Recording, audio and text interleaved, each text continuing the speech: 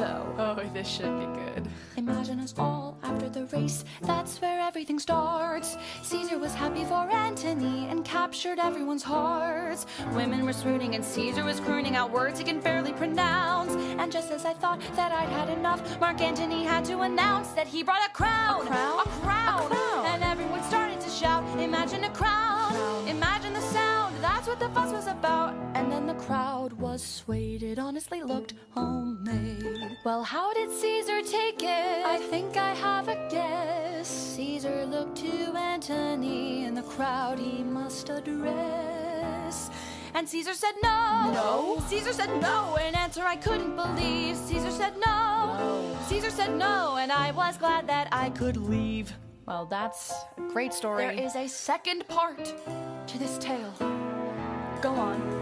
Imagine your friend, that friend is me, wishing this moment would end. Everyone's hoping that Antony would go on playing pretend. People were cheering and Mark was adhering to treacherous cries of men. And just as I thought that I'd had enough, Mark Antony did it again. He offered the crown. The crown. He did it again. What a surprise to arrange. He offered the crown again. All the crowd assumed his answer would change. All of us watched beneath this hideous laurel wreath. And did he change his answer?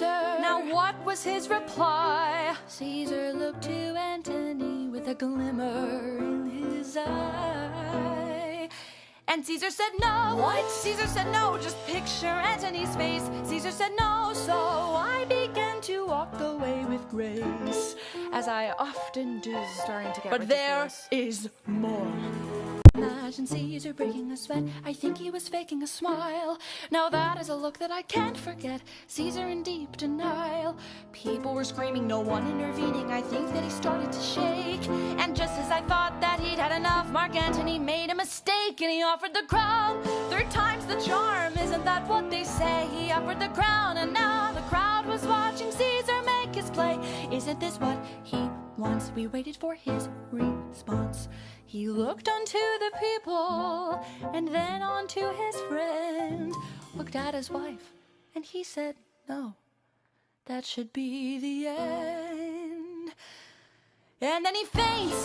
He faints into Antony's arms, and so Caesar falls. He falls. As I recall, not everyone fell for his charms. He turned on the crown, that's true. I don't think he wanted to.